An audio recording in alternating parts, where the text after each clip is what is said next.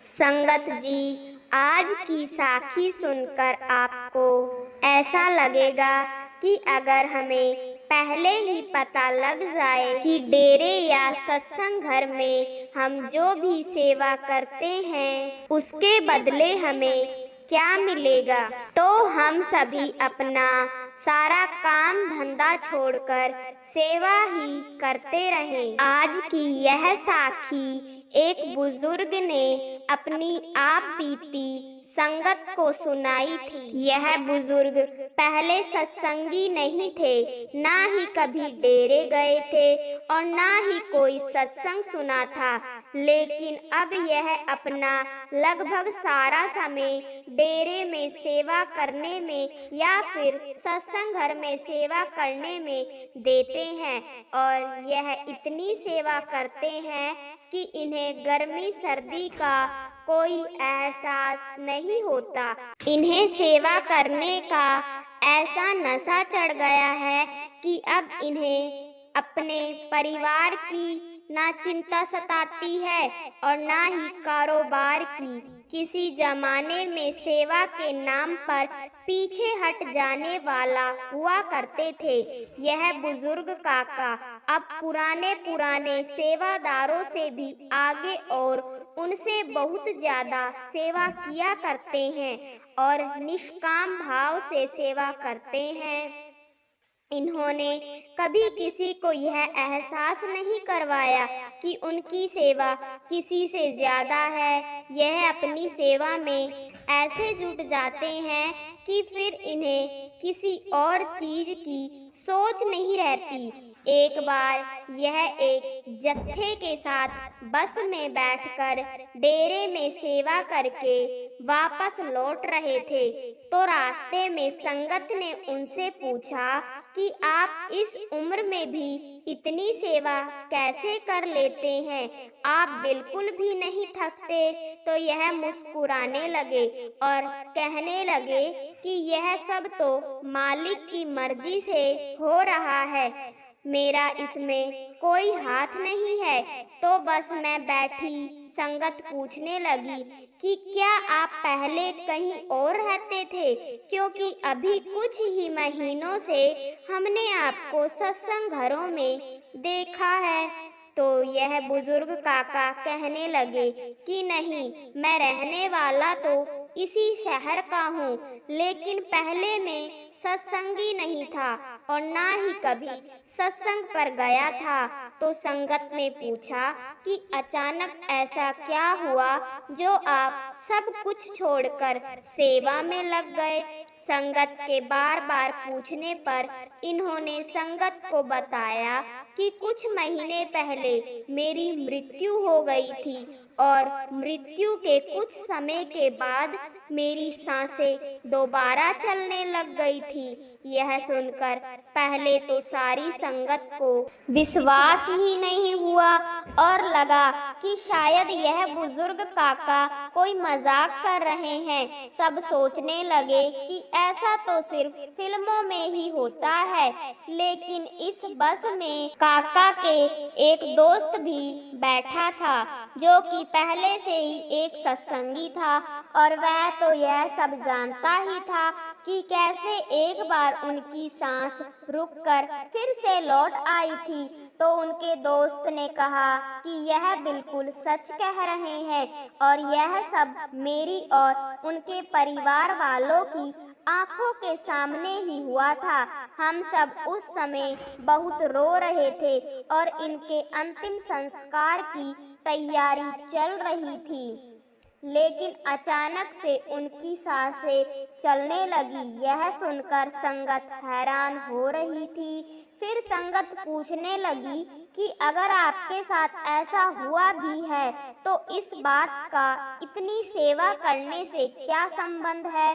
तो उस बुजुर्ग काका ने बताया कि जैसे कि आप सब जानते हैं कि मैं कुछ महीने पहले एक सत्संगी नहीं था और यह मेरा दोस्त जो इस बस में मेरे साथ बैठा है, एक बार यह मुझे कहने लगा कि क्या तू हमारे गुरु के घर मेरे साथ चलेगा, क्योंकि वहाँ बाबा जी का भंडारा होना है अब क्योंकि उस समय में एक सत्संगी नहीं था तो मैंने इसको मना कर दिया, तो इसने मुझे उस समय कहा कि तू बस मेरे साथ चल पड़, तुझे वहाँ मैं सेवा करने के लिए नहीं कह रहा हूँ, तू वहाँ डेरा घूम लेना और 3 दिन के बाद हम वापस लौट आएंगे।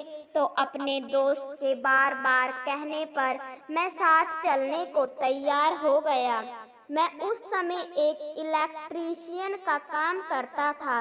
शहर में मेरी बहुत बड़ी इलेक्ट्रीशियन की दुकान है, तो अपने बेटे को दुकान पर बिठाकर मैं अपने दोस्त के साथ डेरे के लिए निकल पड़ा और वहां पर सत्संग पंडाल में सेवा का काम चल रहा था। उस समय कुछ पंखे उतारे जा रहे थे और उनकी सर्विस करके वापस लगाया जा रहा था। तो मेरा यह दोस्त मुझे पंडाल में एक जगह पर बिठाकर खुद सेवा में लग गया। कुछ घंटे वहां बैठा रहने के बाद मैंने देखा कि मेरे सामने एक सेवादार पंखों की सर्विस के लिए पंखों को खोल रहा है। मैं देख रहा था कि उससे वह पंखे खुल नहीं रहे थे और क्योंकि मैं एक इलेक्ट्रीशियन था इसलिए मेरे मन में आया कि मुझे उस सेवादार की मदद कर देनी चाहिए। तो मैं अपनी जगह से उठा और मैंने उस सेवादार के साथ मिलकर लगभग 10 पंखों को खोलकर उनकी सर्विस करके उन्हें वापस लगा दिया। इस पूरे काम में लगभग 3 घंटे का समय लगा और इसके बाद मैं फिर से अपनी जगह पर आकर लेट गया। ऐसे ही 3 दिन बीत गए और मैं अपने दोस्त के साथ वापस आ गया और अपनी दुकान में काम करने लगा। फिर कुछ दिनों के बाद मैं अपनी मोटरसाइकिल से दुकान का कुछ सामान लेने के लिए बाजार जा रहा था कि रास्ते में एक ट्रक के साथ मेरा एक्सीडेंट हो गया और मेरे सर से खून निकलने लगा। आसपास के लोगों ने मेरे परिवार वालों को फोन करके बता दिया और मुझे अस्पताल ले जाया गया। अस्पताल में डॉक्टर ने मेरी नब्ज चेक की तो उन्होंने बताया कि इनकी डेथ हो चुकी है। यह सुनकर मेरे परिवार वालों ने रोना शुरू कर दिया और इस बीच मेरा यह दोस्त भी वहां पहुंच गया। इसके बाद यह सब मेरी बॉडी को लेकर घर आ गए और सब रोने लगे। अब इस बुजुर्ग ने जो कुछ बताया वह किसी को भी हैरान कर सकता है। इन्होंने बताया कि जब मेरी सांसें रुक गई थी तो एक यमदूत ने मेरी एक बाजू पकड़ ली और मुझे एक तरफ से खींचने लगा, लेकिन मैंने महसूस किया कि मेरी दूसरी बाजू भी किसी ने पकड़ रखी है और वह भी मुझे अपनी ओर खींच रहे हैं। फिर मैंने देखा कि एक तरफ यमराज मुझे खींच रहा है और दूसरी तरफ सफेद कुर्ते में बाबा जी ने मेरी बाजू पकड़ रखी है और बाबा जी यमराज से बात कर रहे हैं कि इसका अभी समय पड़ा है और यह मेरी रूह है। तो यमराज ने कहा कि नहीं महाराज, यह आपकी रूह कैसे हो सकती है, ना ही यह सत्संगी है और ना ही इसे नाम की बख्शिश हुई है, यह तो हमारी रूह है। तो बाबा जी ने कहा कि इसका समय तो अभी बाकी है, इसीलिए इसको आप यहीं छोड़ दो। तो बाबा जी ने यमराज से अलग से जाकर कुछ बात की और बाबा जी की बातें सुनकर वह यमराज वहां से चला गया। और फिर मैं बाबा जी से पूछने लगा कि आप कौन हो, क्योंकि तब तक मैं नहीं जानता था कि यह बाबा जी हैं। तो उन्होंने कहा कि मैं तेरी एक दिन की सेवा का फल हूँ। और यह कहकर बाबा जी वहाँ से चले गए और इधर मेरी सांसें वापस आ गई। मुझे वापस देखकर मेरे परिवार वाले और मेरा यह दोस्त एकदम से हैरान रह गए कि ऐसा कैसे हो सकता है। उन्होंने फिर से डॉक्टर को बुलाया और डॉक्टर भी हैरान था कि अभी कुछ देर पहले ही इनके दिल की धड़कन, नब्ज सब कुछ बंद था और कुछ समय के बाद यह सब फिर से कैसे चल पड़ा। फिर डॉक्टर ने अच्छे से सब कुछ चेक किया और कहा कि यह बिल्कुल ठीक है और एक्सीडेंट में लगी चोट ठीक होने में कुछ समय लगेगा। तो डॉक्टर के जाने के बाद मैंने सारी बात अपने दोस्त और परिवार वालों को बताई। यह सुनकर सब हैरान हो गए। मैंने इन्हें बताया कि बाबा जी अपनी रूह की आकस्मिक मौत यानी कि समय से पहले मौत नहीं होने देते, इसके लिए वह काल से भी लड़ जाते हैं। और मैंने तो बस कुछ घंटे डेरे में सेवा की थी और उन्होंने मुझे अपना बना लिया, इसलिए आज मैं अपना कामकाज, अपनी दुकान और सारी जिम्मेदारियां अपने बेटे को दे चुका हूँ और खुद मैं रिटायर हो चुका हूँ और अब आगे का सारा जीवन बाबा जी की सेवा में ही लगाऊंगा। गुरु ने कुछ घंटे की सेवा का ऐसा फल दिया है तो मैं क्यों ना अपना सारा जीवन उनकी सेवा में लगा दूं। इस बुजुर्ग की बातें सुनकर बस में बैठे सेवादारों की आंखों में आंसू बह निकले। संगत जी, इसलिए कहा जाता है कि अगर हमें यह पता हो कि सेवा और सिमरन के बदले हमें क्या मिलता है तो हम अपना कीमती समय कभी भी दुनियादारी की फालतू चीजों पर नहीं लगाएंगे। साध संगत जी, अपना तो कोई नहीं, हम काहे के नहीं पार पहुँची नाव, जब मिली सब बिछुड़ा ही इस संसार में अपना कोई नहीं है, हम भी किसी के अपने नहीं हैं। जब नाव उस पार पहुँचेगी तब उस पार मिलने वाले सभी बिछड़ जाएंगे। यह नाव रूपी संसार है, अपना तो कोई नहीं, देखा तो की बजाय अपना अपना क्या करे, मोह भरम लिपट आए। इस संसार में अपना कोई नहीं है, इसे काफी जांच परख कर देख लिया है, अपना अपना करना व्यर्थ है। सभी लोग मोह माया और भ्रम के जाल में फंसे हैं। मोह फंद सब फंद दिया, कोई न सके निवार, कोई साधु जन पारखी बिरला तत्व विचार। मोह माया के बंधन में सब फंस जाते हैं, कोई भी इससे बच नहीं पाता है। शायद कोई संत इस मूल तत्व पर विचार कर अपनी रक्षा कर पाता है। श्री कृष्ण अर्जुन को गीता के उपदेश में कहते हैं कि तुम जो भावनाओं में बहकर अपने कर्तव्य को छोड़ना चाहते हो, तुम्हें उस पर नियंत्रण पाना होगा। तुम्हें इन सब मोह माया रिश्तेदारी की मोह माया को त्यागना होगा। अर्जुन फिर भी इन भावनाओं से मुक्त नहीं हो पाता। श्री कृष्ण अर्जुन को मोह माया को त्यागने के लिए कहते हैं और सन्यासी बने, बिना सन्यासी के कर्मों पर चले और इन भावनाओं को त्याग दे। एक महर्षि की कथा कही जाती है। एक महात्मा संसार में बैरागी बन संसार की संपूर्ण माया ममता का बंधन काटकर संन्यास धारण कर वन में तपस्या के लिए गए। संसार को भूलकर निरंतर आत्मा में लीन हो गए। साधना करते करते कई वर्ष व्यतीत हो गए। मन पर संयम तथा वृत्तियों पर शासन करने लगे। एक दिन क्या देखते हैं कि उनके आश्रम में 200 गज दूर पर बकरियों का एक झुंड हरी घास चर रहा है। इतने में एक सिंह ने आक्रमण किया और एक बकरी को ले गया। सब बकरियां यत्र तत्र भाग गई। केवल मी मी आता हुआ एक बच्चा छूट गया। उसकी माँ सिंह के द्वारा ले जाई जा चुकी थी। महात्मा को दया आई, वह गए और उस छोटे बच्चे को उठा लाए, पालने लगे। उस बच्चे के लिए हरी घास तथा जल का प्रबंध करने लगे। मास भर में बच्चे में स्वास्थ्य आ गया, ममता मोह बढ़ा। बच्चे को छाया देने के लिए महात्मा ने एक पर्णकुटी की रचना की, घास चारे का प्रबंध किया। वर्ष भर में बकरी बढ़कर जांचने लगी।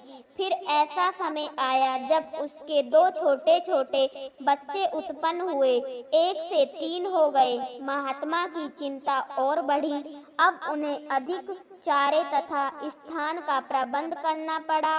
होते होते महात्मा के पास बकरियों का एक पूरा झुंड हो गया। जिस संसार को छोड़कर चले थे, मोहवश होकर फिर उसी में वापस आ गए। उनकी आत्मा बकरी के प्रत्येक बच्चे में बंध गई। मनुष्य का मोह नाना वस्तुओं जैसे घर, जायदाद, बच्चों, छोटी छोटी अनेक वस्तुओं के प्रति होता है। यही बंधन है। जब उसकी किसी वस्तु को किसी प्रकार का कष्ट पहुंचता है या किसी स्वार्थ पर चोट आती है तो आत्मा को कष्ट होता है, मन की शांति भंग हो जाती है। मनुष्य अंदर ही अंदर मानसिक पीड़ा का अनुभव करता है। संतान का मोह मनुष्य की आत्मा का सबसे बड़ा बंधन है। संतान से आप कुछ आशा करते हैं, यदि वह पूर्ण नहीं होती तो आप मन की पीड़ा से विषुक्त को हो उठते हैं। मान लीजिए आप एक छोटा कुत्ता घर में पाल लेते हैं। एक प्राणी का घर में आगमन आत्मा पर एक नया बंधन होगा। उसके भोजन, स्वास्थ्य, निवास, प्रसन्नता इत्यादि की अनेक चिंताएं आपकी आत्मा पर आ जाएगी। घर में पला हुआ प्रत्येक पक्षी आपकी आत्मा को मोटे मोटे रस्सों में बांधता है। किसी दूसरे व्यक्ति के बाल बच्चों को अपने घर में रख लेना आत्मा के बोझ को बढ़ाना है। रजत के पैदा होने पर संजय शर्मा और मालती शर्मा बहुत खुश थे। आखिर हो भी क्यों ना, शादी के पूरे 7 साल बाद, मन्नत के बाद सारे देवी देवताओं के मंदिरों में माथा टेकने और डॉक्टरों से लेकर झाड़ फूक करने वाले बाबा तक का चक्कर काटने के बाद संतान हुई, और वह भी वंश का वारिस। तो बहुत खुश तो होंगे ही, सब बहुत खुश थे। इसी हंसी खुशी सुख दुख के माहौल में रजत बड़ा होने लगा। मालती जी की तो पूरी दुनिया ही रजत के पीछे घूमती। कई बार शर्मा जी टोक देते कि इतना मोह ना करो, इससे मालती बाद में तकलीफ होगी। मालती जी अनसुना कर जाती। 8 साल का हो गया रजत अभी भी मालती जी अपने हाथों से ही उसे खाना खिलाती। एक दिन शर्मा जी ने कह दिया, आखिर कब तक उसे अपने पल्लू से बांध कर रखोगी? अभी तक खुद से खाना नहीं सीखा है लड़का। तपाक से मालिक जी ने कहा, शर्मा जी एक दिन तो यह चिड़िया उड़ ही जानी है और घोंसला खाली हो जाना है। शर्मा जी ने कुछ कहना उचित ना समझा। धीरे धीरे रजत बड़ा होने लगा। अब वह माँ का पल्लू पकड़ के नहीं घूमता। हाँ, यह और बात है कि वह अभी भी माँ का ही बेटा है, पर अब उसने पंख पसारने चालू कर दिए थे। अब कॉलेज पहुँच गया था। वह उसकी माँ के अलावा भी अलग दुनिया थी, जिसमें दोस्ती, यारी, प्यार, मोहब्बत, जवानी सब थी। धीरे से वह समय भी आ गया जब चूजे ने उड़ान भरने की सोची और घोंसला खाली कर गया। रजत अब कॉलेज की पढ़ाई पूरी करके नौकरी करने के लिए शहर चला गया। ऐसे तो मालती जी ने उसे हंसी खुशी भेजा, पर उसके जाते ही वह दुखी रहने लगी। एक दिन शर्मा जी से मालती जी की हालत देखी नहीं गई और बोले, इसलिए मालती, मैं तुमसे हमेशा कहता था कि यह सब मोह माया का बंधन है, इसी में अपने आप को सीमित मत करके रखो। तुम्हें तो पता पता था कि एक दिन चिड़िया उड़ जाएगी, फिर भी देखो क्या हाल बना रखा है तुमने अपना। यह प्रकृति का नियम है, घोंसला खाली करके चिड़िया को उड़ान भरना ही होगा। तुम भी तो आई ना किसी का घोंसला खाली करके, मैं भी अपना घोंसला छोड़कर आया। अब रजत की बारी है, उसकी उड़ान में उसकी कमजोरी की जगह उसकी ताकत बनो। शर्मा जी की बातों का जादू जैसा असर हुआ मालती जी पर, अब वह अपने को मुक्त महसूस कर रही थी जाल से। अब उन्होंने ठान ली, अब अपने लिए जिंदगी जिएगी। अब उन्होंने अपने आप को सिलाई बुनाई, भजन कीर्तन, पेंटिंग जो उनके शौक थे उसमें रमा लिया था, पर फिर भी मोह माया से अछूती नहीं रह गई थी, अभी भी दिल के किसी कोने में दबाया हुआ था। एक दिन अचानक रजत घर आ गया, शहर से आखिरी बार मिलने आया था, 2 दिन बाद विदेश जा रहा था और अब साल भर बाद ही आने वाला था। उसकी यह बात से एक बार फिर मालती जी के दिल में दबी मोह माया ने उनके ऊपर हावी होना शुरू कर दिया। वह मान ही नहीं रही थी कि रजत हार चुका था। अब उसने अपने पिता शर्मा जी की ओर देखा तो उन्होंने आंखों से ही इशारा किया कि तुम जाओ, मैं मनाने की कोशिश करता हूँ। उनका इशारा पाते ही रजत अपने कमरे में चला गया। शर्मा जी ने मालती जी से कहा, फिर तुमने अपने आप को फंसा लिया मोह जाल में। कुल मिलाकर मालती जी ने कहा, बस शर्मा जी अब नहीं, मैं इंसान हूँ, मोह माया के जाल में ही बंद कर रहूंगी। अगर मोह माया के जाल में मुझे फंसना नहीं होता तो गृहस्थ आश्रम में प्रवेश के पहले संन्यास धारण कर लेती। मैं शर्मा जी मुस्कुराकर कहा, मैं तुम्हें कुछ नहीं समझाऊं, तुम खुद समझदार हो। हाँ, इतना जरूर कहूँगा कि कल को अगर वह तुम्हें कहे कि तुम्हारी वजह से वह तरक्की नहीं कर सका, तुमने उसकी उड़ान में बाधा पहुँचाई, वह तुम्हारी वजह से अपने मुताबिक अपना हौसला ना बना सका, तब पछताना नहीं। इतना कहकर शर्मा जी चले गए सोने और मालती जी रात भर करवटें बदलती रही। अगले दिन सुबह रजत ने एक बार फिर माँ के विचार जानना चाहे। इस बार मालती जी ने हाँ में सिर हिलाया और बोली, रजत, पर मेरी एक शर्त है बेटा, हर साल तुझे मिलने आना होगा और रोज फोन करेगा, और इतना याद रखना बेटा, हमारे साथ कुछ गलत ना हो जाए, मेरा तो बस एक तू ही है। रजत ने हंसते हुए अपनी माँ को पकड़ लिया और बोला, ऐसा कुछ नहीं होगा और मैं हमेशा के लिए नहीं जा रहा, बस कुछ साल बाद आ जाऊंगा, थोड़ा अपना करियर जमा लो। अगले दिन हंसी खुशी वह चला गया।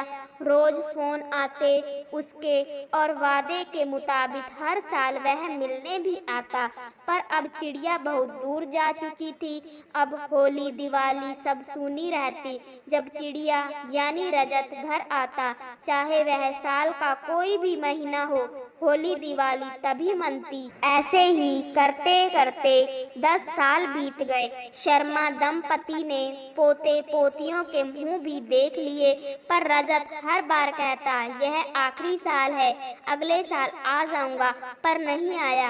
हर साल की तरह इस साल भी रजत घर आया है मिलने। मालती जी शाम की चाय लेकर शर्मा जी के पास गार्डन में आती है। अरे रजत कहाँ है, चाय नहीं पिएगा क्या, शर्मा जी ने पूछा। मालती जी कहती है, सब सो रहे हैं, दोनों चुपचाप चाय पीते हैं। तभी मालती जी कहती है, शर्मा जी क्या लगता है आपको, इस बार आया है तो क्या रुकेगा कि फिर चला जाएगा। शर्मा जी अखबार से मुंह हटाते हुए मालती जी की तरफ देखकर मुस्कुराते हैं, और जैसे ही कुछ बोलने को होते हैं कि मालती जी तपाक से कहती है, बस बस आगे कुछ मत बोलिए, आप मुझे सब पता है, सब मोह माया है। तभी रजत आ जाता है। अरे वाह, अकेले चाय पी रहे हैं आप लोग, तो हमेशा हम अकेले ही पीते हैं। मालती जी के इतना कहते ही रजत कुर्सी से उठकर उनके पैर के पास बैठ जाता है नीचे और उनके गोद में सर रखकर कहता है, माँ आपको पता है मैंने शहर में एक स्टार्टअप खोल लिया है दोस्तों के साथ, और अब आपका जब दिल करे आ जाना रहने मेरे साथ, और अब मैं वापस नहीं जा रहा विदेश। यह सब मोह माया है, कितना भागूंगा इनके पीछे। रजत के मुंह से यह बात सुनते ही मालती जी और शर्मा जी ने एक दूसरे को देखा और आंखों की भाषा पढ़कर मुस्कुरा दिए। अब उड़ान भरकर जी भर के सैर करके चिड़िया जो बन गया है घोंसले में वापस आ गया है अपना नया घोंसला बनाने। मालती जी ने कहा, मेरा बेटा अगर स्वार्थी होता तो केवल अर्थ ही देने आता, पर उसने ऐसा नहीं किया। उड़ान भरी, दुनिया देखी और घोंसले में आ गया। पर सब चिड़िया ऐसी कहाँ होती है, कुछ स्वार्थी भी होती है। महाभारत में श्री कृष्ण ने अर्जुन से कहा था, जब ज्ञान की धारा बहती है तो सबसे पहले मोह को नष्ट करती है। मोह को इसलिए नष्ट करती है क्योंकि मोह अज्ञान है। यूनान का सम्राट सिकंदर पूरी दुनिया को जीत लेना चाहता था। एक दिन एक नागा साधु ने सिकंदर से कहा कि तू यह पूरी दुनिया जीत लेगा, उसके बाद क्या करेगा, क्योंकि इसके अलावा दूसरी कोई दुनिया है ही नहीं। इतना कहकर संत जोर जोर से हंसने लगा। संत की बातें सुनकर सिकंदर निराश हो गया था। सिकंदर ने संत से कहा कि आप मुझ पर हंसिए मत, यह बात सच ही है, लेकिन मैंने आज तक यह बात सोची ही नहीं। सिकंदर ने अभी दुनिया जीती नहीं थी, लेकिन जीतने के विचार से ही वह निराश हो गया था, क्योंकि दुनिया जीतने के बाद कोई और मोह नहीं बचेगा। सिकंदर ने संत से कहा कि आप हंस क्यों रहे हैं। संत ने जवाब दिया कि तू पूरी दुनिया जीत लेगा, तब भी तुझे निराशा ही मिलेगी, क्योंकि तू दुनिया को जीतने के मोह में बंधा है, जबकि मेरे पास कुछ नहीं है, लेकिन मैं हमेशा खुश रहूंगा, क्योंकि मुझे किसी चीज का मोह नहीं है। मोह की वजह से जीवन में दुख ही आते हैं। मोह घर परिवार से हो सकता है, सफलता का मोह हो सकता है, सुख सुविधा और मान सम्मान का मोह हो सकता है। जहाँ मोह रहेगा वहाँ दुख तो आएगा ही। मोह जब सफल होता है तो दुख मिलता है, और जब असफल होता है तब भी दुख ही मिलता है। श्री कृष्ण कहते हैं कि जब कोई मोह त्याग देता है तो उसे मेरी कृपा मिल जाती है। मोह रचित व्यक्ति परम आनंद प्राप्त करता है, इसलिए मोह का त्याग करना चाहिए और जो हमारे पास है उसी में संतुष्ट रहना चाहिए। ज्यादा पाने का मोह रहेगा तो खुद बढ़ना तय है। बातचीत से ही मसला हल हो जाता तो महाभारत का युद्ध नहीं होता। ऐसे समय जबकि बातचीत के सारे विकल्प आजमा लिए गए थे और जब बातचीत असफल हो गई तब युद्ध शुरू हुआ। कुरुक्षेत्र में युद्ध के प्रथम दिन ही जब कुंती पुत्र अर्जुन ने सामने खड़ी सेना में अपने बंधु और बांधु को देखा तो अत्यंत करुणा से युक्त होकर शोक वचन कहने लगा। अर्जुन बोले, हे कृष्ण, युद्ध क्षेत्र में डटे हुए युद्ध के अभिलाषी इस स्वजन समुदाय को देखकर मेरे अंग स्थिर हुए जा रहे हैं और मैं लक्षणों को भी विपरीत ही देख रहा हूँ तथा युद्ध में स्वजन समुदाय को मारकर कल्याण भी नहीं देखता है।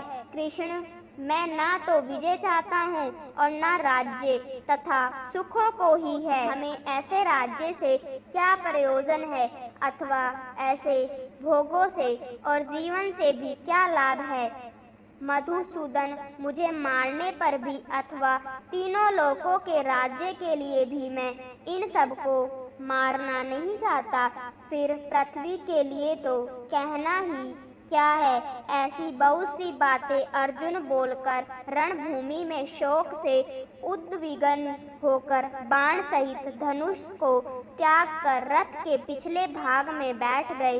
सोचिए, सामने युद्ध खड़ा है, सब बंधु बांधव आपको मारने के लिए तैयार ही बैठे हैं और वह शोक नहीं कर रहे हैं, लेकिन अर्जुन शोक कर रहा है। यदि अर्जुन ऐसे समय युद्ध नहीं करता है तो क्या होगा। कृष्ण यही अर्जुन को समझाते हैं। श्री कृष्ण भगवान बोले, हे अर्जुन, तुझे इस असमय में यह मोह किस हेतु से प्राप्त हुआ, क्योंकि ना तो यह श्रेष्ठ पुरुषों द्वारा आरित है, ना स्वर्ग को देने वाला है और ना कृति को करने वाला ही है। इसलिए हे अर्जुन, नपुंसकता को मत प्राप्त हो। तुझ में यह उचित नहीं जान पड़ती है, पर तप हृदय की तुच्छ दुर्बलता को त्याग कर युद्ध के लिए खड़ा हो जा। ऐसा कहने पर भी अर्जुन श्री गोविंद भगवान से युद्ध नहीं करूँगा यह स्पष्ट कहकर चुप हो गए। उन्होंने धनुष को बाण एक तरफ रख दिए। कृष्ण बोले, तथा अपने धर्म को देखकर भी तू भय करने योग्य नहीं है, अर्थात तुझे भय नहीं करना चाहिए, क्योंकि क्षत्रिय के लिए धर्म युक्तियों से बढ़कर दूसरा कोई कल्याणकारी कर्तव्य नहीं है। हे पार्थ, अपने आप प्राप्त हुए और खुले हुए स्वर्ग के द्वार रूप इस प्रकार के युद्ध को भाग्यवान क्षत्रिय लोग ही पाते हैं, किंतु यदि तू इस धर्म युद्ध को नहीं करेगा तो स्वधर्म और कीर्ति को खोकर पाप को प्राप्त होगा, तथा सब लोग तेरी बहुत काल तक रहने वाली अपकीर्ति का भी कथन करेंगे, और माननीय पुरुष के लिए अपकीर्ति मरण से भी बढ़कर है, और जिनकी दृष्टि में तू पहले बहुत सम्मानित होकर अब लघुता को प्राप्त होगा, वह मरठी लोग तुझे भय के कारण युद्ध से हटा हुआ मानेंगे। तेरे बैरी लोग तेरे सामर्थ्य की निंदा करते हुए तुझे बहुत से ना कहने योग्य वचन भी कहेंगे। उससे अधिक दुख और क्या होगा। या तो तू युद्ध में मारा जाकर स्वर्ग को प्राप्त होगा, अथवा संग्राम में जीतकर पृथ्वी का राज्य भोगेगा। इस कारण हे अर्जुन, तू युद्ध के लिए निश्चय करके खड़ा हो जा। जय पराजय, लाभ हानि और सुख दुख को समान समझकर उसके बाद युद्ध के लिए तैयार हो जा। इस प्रकार युद्ध करने से तू पाप को नहीं प्राप्त होगा। तेरा कर्म करने में ही अधिकार है, उसके फलों में कभी नहीं। इसलिए तू कर्मों के फल हेतु मत हो, तथा तेरी कर्म ना करने में भी आसक्ति ना हो। अर्थात कृष्ण यह कह रहे हैं कि युद्ध के मैदान में जाने के बाद यदि तू युद्ध नहीं करता है तो इतिहास में सदियों तक तेरी अपकृति होगी, और अपकृति मरण से भी बढ़कर है। अतः तू जय पराजय, परिणाम आदि की चिंता ना करते हुए अब केवल युद्ध ही कर, यही क्षत्रियों का धर्म है। ऐसा कहते भी हैं कि जो योद्धा या राजा युद्ध के परिणाम की चिंता करता है वह अपने जीवन और राज्य को खतरे में डाल देता है। परिणाम की चिंता करने वाला कभी भी साहस पूर्वक ना तो निर्णय ले पाता है और न ही युद्ध कर पाता है। जीवन के किसी भी मोड़ पर हमारे निर्णय ही हमारा भविष्य तय करते हैं। एक बार निर्णय ले लेने के बाद फिर बदलने का अर्थ यह है कि आपने अच्छे से सोचकर निर्णय नहीं लिया या आप में निर्णय लेने की क्षमता नहीं है। लेकिन जब निर्णय ले ही लिया है कि अब युद्ध करना है तो फिर पीछे मुड़कर मत देख। श्री कृष्ण अर्जुन को बताते हैं कि इस जन्म से पहले और इस जन्म के बाद इन रिश्तों का कोई महत्व नहीं रहता है। इसलिए कहता हूँ कि जब शरीर नाशवान है तो यह रिश्ते भी नाशवान है। फिर श्री कृष्ण बताते हैं कि तुम्हारे पितृ श्री इस समय जिस भी जन्म में होंगे उनके लिए तुम्हारा रिश्ता समाप्त हो चुका है। पिता की बात छोड़ो, अपनी बात करो। पिछले जन्म में जब तुम्हारी मृत्यु हुई होगी उस समय तुम्हारे सब संबंध और रिश्तेदार रोए होंगे। तुम्हारी पत्नी ने और तुम्हारे पुत्रों ने बहुत विलाप किया होगा, परंतु आज इस जन्म में तुम्हें याद भी नहीं कि तुम्हारी मृत्यु पर किस किस ने विलाप किया था। आज तुम्हारे लिए उनका या उनके रोने धोने का कोई मोल नहीं। इसलिए समझा रहा हूँ कि ना किसी के मरने का शोक करो और ना किसी के साथ नाता टूटने का दुख करो। जिन्हें तू समझता है कि तेरी मृत्यु के बाद वह शोक करेंगे और सारा जीवन रोते रहेंगे, वह भी असत्य है। मेरी माया के प्रभाव से उन रोने वालों को तू फिर से हंसता खेलता देखेगा। मित्र 4 दिन रोता है, भाई 10 दिन रोता है, उससे अधिक रोती है माता, सबसे अधिक समय तक रोती है, परंतु सबके आंसू धीरे धीरे सूख जाते हैं और उन आँखों में फिर से नए नए सपनों की रोशनी चमकने लगती है। हे अर्जुन, क्या तुम बता सकते हो कि पिछले जन्म में तुम्हारे किस रिश्तेदार ने तुम्हारे लिए कितना विलाप किया था? संजय से यह सुनकर धृतराष्ट्र कहते हैं, संजय, ऐसे ही लोग होते हैं जो परिवारों में फूट डाल देते हैं, भाई को भाई से अलग कर देते हैं, अखंड परिवार में दुश्मनी के बीज बो देते हैं। यह कृष्ण तो बातों का धनी है, बचपन में माखन खा खा कर इसकी बातें भी चिकनी चुपड़ी हो गई है। लगता है यह अर्जुन को रिश्तेदारी के मोह से निकाल कर ही छोड़ेगा। यह सुनकर अर्जुन कहता है, नहीं केशव, यह मैं कैसे बता सकता हूँ, मुझे तो यह तक याद नहीं कि वह सब कौन थे। यह सुनकर श्री कृष्ण कहते हैं, बस जिस तरह तुम अपने पिछले जन्म को भूल गए हो उसी तरह तुम अपने इस जन्म को भी भूल जाओगे। इस जन्म के रिश्तों का अर्थ तुम्हारे आने वाले जन्म में कुछ भी नहीं रह जाएगा।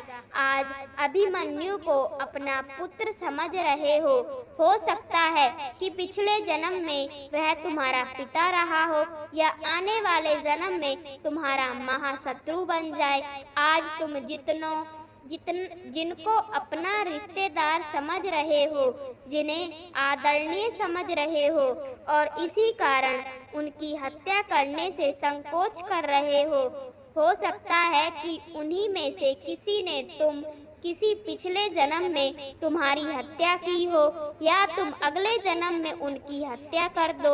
हे अर्जुन, यह रिश्ते शरीर के साथ ही जन्मते हैं और शरीर की मृत्यु के साथ ही मर जाते हैं। इसलिए इन रिश्ते नाते के चक्रव्यूह से बाहर आ जाओ। आत्मा अमर है और इस अमर सत्य को पहचानो।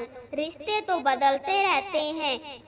संजय से यह सुनकर धृतराष्ट्र कहते हैं, संजय, ऐसे ही लोग होते हैं जो परिवारों में फूट डाल देते हैं, भाई को भाई से अलग कर देते हैं, अखंड परिवार में दुश्मनी के बीज बो देते हैं।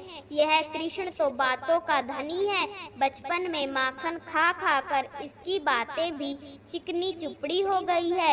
लगता है यह अर्जुन को रिश्तेदारी के मोह से निकाल कर ही छोड़ेगा।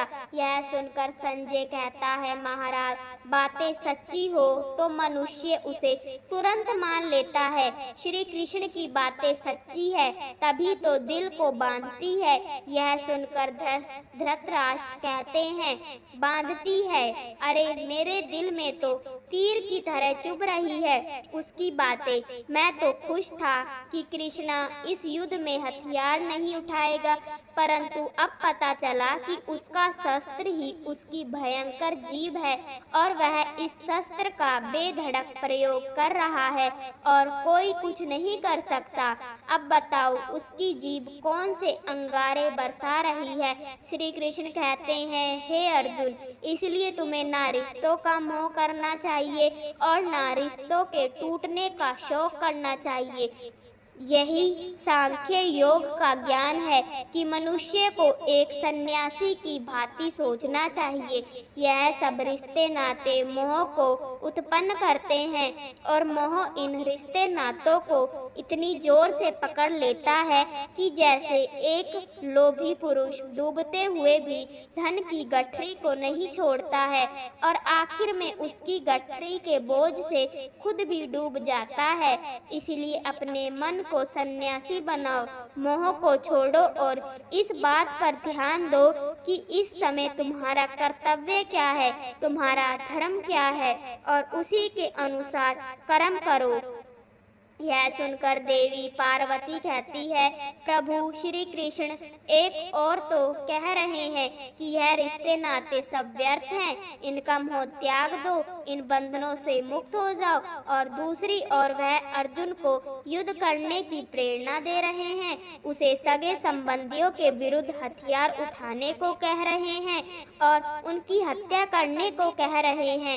एक और वह सन्यासी होने का कह रहे हैं और दूसरी और युद्ध करने का कह रहे हैं। यह कैसा परस्पर विरोधी विचार है। सन्यासियों हो जाए तो युद्ध क्यों करे और युद्ध करे तो सन्यासी कहाँ रहा। यह सुनकर शिव जी इस बात को विस्तार से बताते हैं, परंतु पार्वती जी कई तरह के उत्तर पर प्रश्न करती है। तब शिव जी सभी प्रश्नों के उत्तर देते हैं। अंत में श्री कृष्ण को उदाहरण स्वरूप प्रस्तुत करके कहते हैं कि वह सन्यासी होकर भी युद्ध करते रहे हैं, कभी हारे और कभी जीते, परंतु उनके चेहरे पर वही मुस्कान और वही शांति बनी रही। उन्होंने कर्म करते हुए भी लाभ हानि और परिणाम की कभी चिंता नहीं की। अर्जुन कहता है, हे केशव, एक तरफ तुम सन्यासी की भांति रहने को कह रहे हो और दूसरी ओर सब रिश्ते नाते को तोड़कर कर्म करने को कह रहे हो। यह दोनों बातें विरोधी है। तुम जानते हो कि मनुष्य जब कोई कर्म करता है तो उस कर्म का कोई कारण होता है, कोई प्रेरक होता है जिसकी प्रेरणा से मनुष्य कर्म करता है। कोई भावना तो होती है जिस भावना की पूर्ति के लिए मनुष्य अच्छा या बुरा कोई भी कर्म करता है। अर्थात कर्म की जड़ में एक भावना होती है और भावना की जड़ में कोई ना कोई रिश्ता होता है, क्योंकि किसी ना किसी रिश्ते की जड़ से ही तो भावना पैदा होती है। इसीलिए यदि मनुष्य सारे रिश्ते तोड़ देगा और भावना को त्याग देगा तो फिर वह कर्म किसके लिए करेगा। श्री कृष्ण कहते हैं कि अपने धर्म के लिए। यह सुनकर अर्जुन कहता है, धर्म के लिए अर्थात अपने धर्म के लिए भावना की आवश्यकता नहीं होती। यह सुनकर श्री कृष्ण कहते हैं, नहीं, धर्म के लिए भावना की नहीं, अपने कर्तव्य के ज्ञान की आवश्यकता होती है। आगे श्री कृष्ण कहते हैं, प्राणी यदि अपने अंतर में झांके तो उसे आत्मा के अंदर परमात्मा का प्रकाश स्पष्ट दिखाई देगा, उसी को परमात्मा का साक्षात्कार कहते हैं। यह सुनकर अर्जुन कहता है कि तुम तो कहते हो कि अपने में झांककर आत्मा को और उस आत्मा में प्रकाशित परमात्मा को पहचानो, अर्थात आत्मा से अलग कोई और है जो आत्मा को पहचाने। यह किसको कह रहे हो कि आत्मा को पहचानो? कौन पहचाने आत्मा को? यह सुनकर श्री कृष्ण कहते हैं, तुम्हारा मन। यह सुनकर अर्जुन कहता है, परंतु तुम तो कहते हो कि मन माया जाल में फंसाकर प्राणी को बहुत नचाता है, फिर वह आत्मा और परमात्मा की ओर क्यों ले जाएगा। यह सुनकर श्री कृष्ण कहते हैं, तुमने ठीक प्रश्न किया अर्जुन। इसका उत्तर यह है कि जब तक तुम अपने आप को मन और विषयों के अधीन रहने दोगे तब तक वह तुम्हें नाच नचाता रहेगा। हे पार्थ, मनुष्य का शरीर एक रथ की भांति है। उस रथ के जो घोड़े हैं उन्हें मनुष्य की इंद्रियां समझो, जैसे आँख, नाक, कान, मुख, जीवा आदि इन इंद्रियों के घोड़ों को जो सारथी चलाता है वह सारथी ही मन है, और उस रथ में बैठा हुआ जो उस रथ का स्वामी है वही आत्मा है। मनुष्य की इंद्रियां अपने विषयों की ओर आकर्षित होती रहती है और उसका मन इंद्रियों को उनके विषयों की ओर ही दौड़ाता रहता है। यह तभी तक हो सकता है जब तक जीवात्मा अपने मन को अपने काबू में ना लाए, तब तक मन काबू में नहीं आएगा। वह इंद्रियों को उनके विषयों की ओर ही दौड़ाता रहेगा। विषय उनको बुलाते हैं और इंद्रियां उनकी ओर भागती है, और मन जीवात्मा की परवाह किए बगैर रथ को उस ओर ले जाता है। परंतु जब तुम स्वयं अपने मन के अधीन ना रहकर मन को अपने अधीन कर लोगे तो वही मन एक अच्छे सारथी की तरह तुम्हारे शरीर रूपी रथ को सीधे प्रभु के चरणों में ले जाएगा। तब तक तुम मन के अधीन हो तो वह माया के फेर में ले जाएगा, और जब तुम उसकी स्वामी बन जाओगे तो वही मन तुम्हें मोक्ष के द्वार तक ले जाएगा। यह सुनकर अर्जुन कहता है, मधुसूदन, यह कहना तो बहुत आसान है कि तुम मन पर काबू पा लो, उसके स्वामी बन जाओ, परंतु यही तो दुष्कर्म कार्य है। हे केशव, मन तो वायु की तरह चंचल है। जिस प्रकार बहती हुई वायु पर काबू पाना असंभव है, उसी प्रकार इस चंचल मन को अपने अधीन करना अति दुष्कर कार्य है। इस तरह श्री कृष्ण बताते हैं कि मन को अधीन करना दुष्कर कार्य नहीं और ना ही असंभव कार्य है। इसको काबू में करने का तरीका भी है। तब श्री कृष्ण मन को काबू में करने के लिए अभ्यास और वैराग्य के महत्व को बताते हैं। दुनिया में आपका अस्तित्व, आपके रिश्ते, भावनाएं, बंधन और संपूर्ण परिवेश एक मोह भंग है। यह एक दिन खत्म हो जाएगा। आप बिना किसी चीज के अकेले वापस जा रहे होंगे, यहाँ तक कि अपने शरीर के साथ भी नहीं, केवल आत्मा ही बची रहती है और ब्रह्मांड के निर्माता सर्वोच्चम के पास वापस चली जाती है। सब मोह माया है। कहने का मतलब है कि इस दुनिया में सब कुछ नकली है।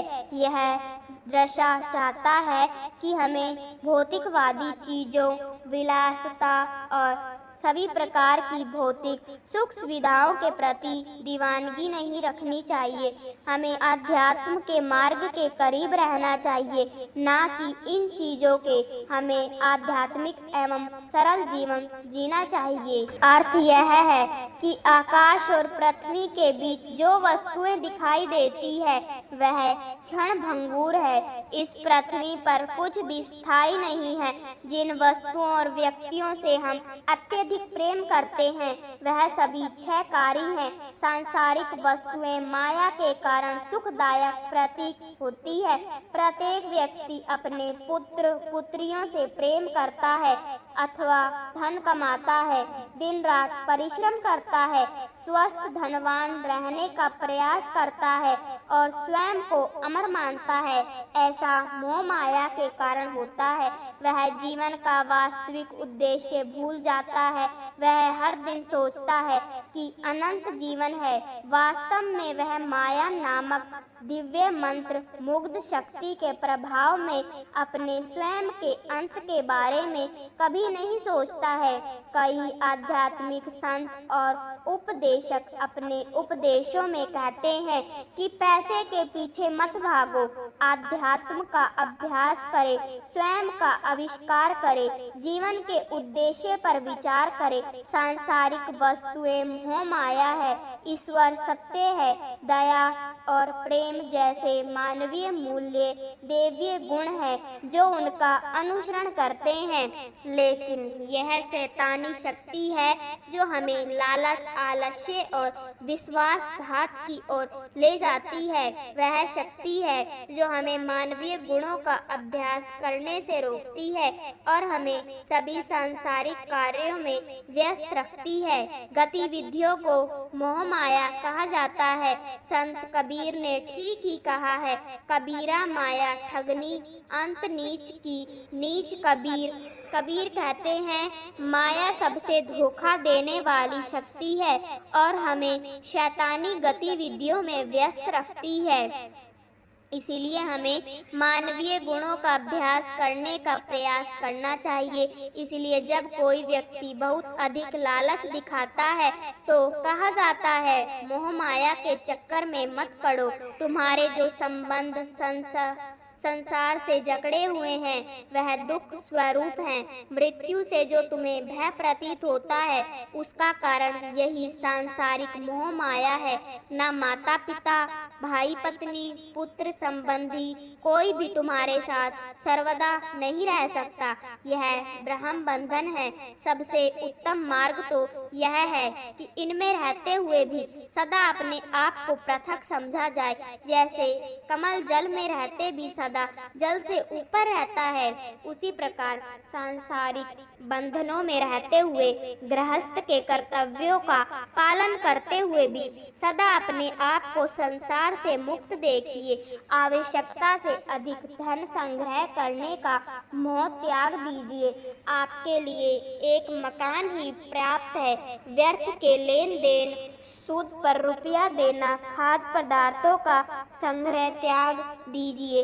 परिवार की वृद्धि ना कीजिए। मैं आत्म तत्व हूँ, सब प्रकार के विकारों से मुक्त हूँ।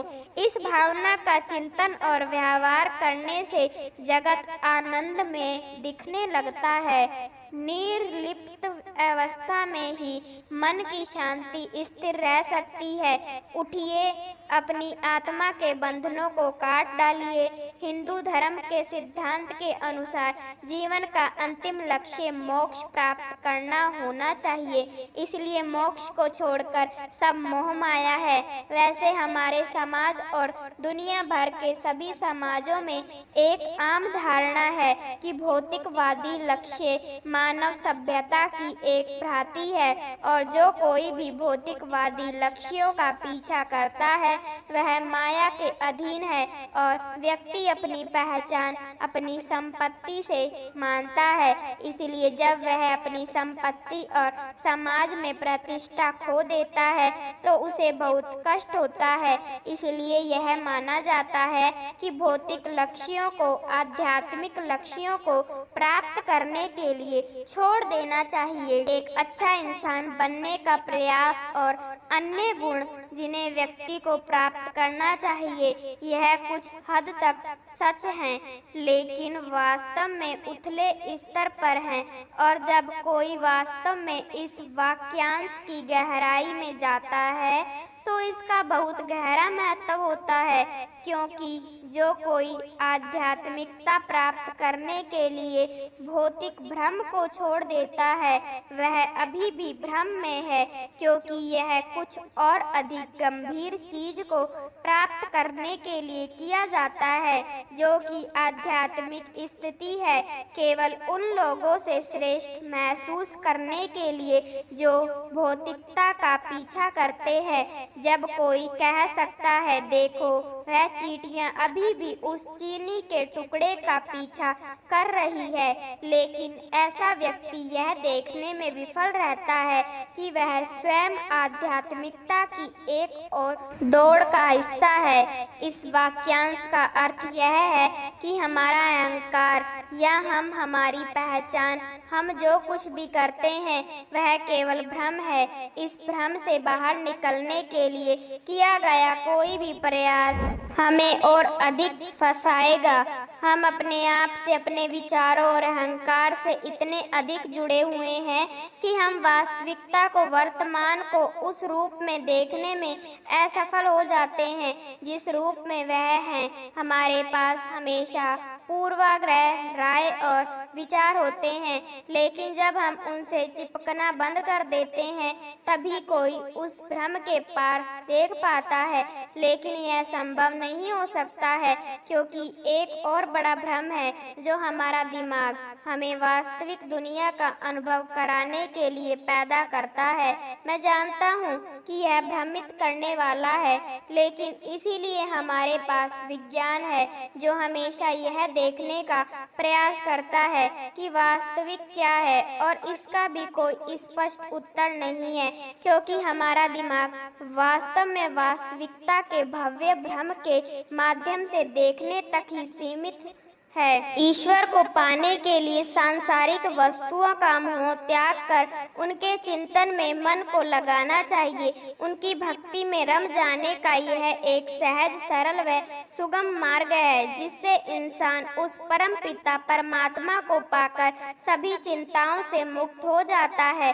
भगवान श्री कृष्ण कहते हैं कि अपने मन को सांसारिक चीजों से विरक्त कर अपनी हमारी भक्ति में मन लगाओ। यहाँ परम पिता परमेश्वर स्वयं भक्त बनने का आग्रह कर रहे हैं। इसमें लाभ किसका है जीवात्मा का। यहाँ प्रभु कहते हैं, मुझ में मन को लगाओ, जब मन लगाएंगे तभी भक्ति आएगी। अब यहाँ एक प्रश्न यह भी उठता है कि भगवान बार बार भक्तों से अपनी ही पूजा करने को क्यों कहते हैं। ईश्वर अंश, जीव अविनाशी, हम सब ईश्वर के अंश है। भगवान हमारे पिता है, परमात्मा हमारे उद्धार करता है। कृष्ण यहाँ परम ब्रह्म है, वह नित्य मन को भगवत चिंतन में लगाने की बात कर रहे हैं। मन की एकाग्रता एकाएक नहीं आती है, वरन उसके लिए भक्त को निरंतर अभ्यास करना पड़ता है। भगवान को नमस्कार करे, सकाम कर्म से मुक्त शुद्ध भक्ति की बात इसके पहले अष्टम अध्याय में ही भगवान ने कह दी है। गीता भक्ति पथ दिखाती है, गीता कर्म योग सिखाती है। जैसे हम किसी वृक्ष के तनों व पत्तियों को सींचे तो कोई लाभ है क्या? बिल्कुल नहीं। जब हम वृक्ष के जड़ में जल अर्पित करेंगे तो सब अंगों को जल मिल जाएगा, वह पूरा वृक्ष हरा भरा हो जाएगा। वैसे ही एकमात्र भगवान की पूजा ही करने से हम सभी देवी देवताओं की पूजा स्वतः कर लेते हैं। यह भक्ति का सबसे सहज, सरल व सुगम मार्ग है कि कृष्ण की भक्ति करें, कृष्ण का पूजन करें, वह उनको प्रणाम करें। अंत में एक ऐसी अवस्था आएगी कि आप उस भक्ति में पूर्णतः तल्लीन होकर कृष्ण को प्राप्त कर लेंगे। भय के वातावरण में मन को सभी चीजों से हटाकर भगवान में ध्यान लगाएं, भगवान को प्रणाम करें। भगवान में मन को लीन करने से मन मस्त होकर वह चिंताओं से मुक्त होकर किसी भी प्रकार की अनहोनी से मुक्त होकर सदैव कृष्ण का ही चिंतन मनन व कीर्तन करेगा। आप कृष्णम रहेंगे तथा कृष्ण की भक्ति को प्राप्त कर धन्य हो जाएंगे। साथ संगत जी, ऐसे ही रूहानी साखियां सत्संग सुनने के लिए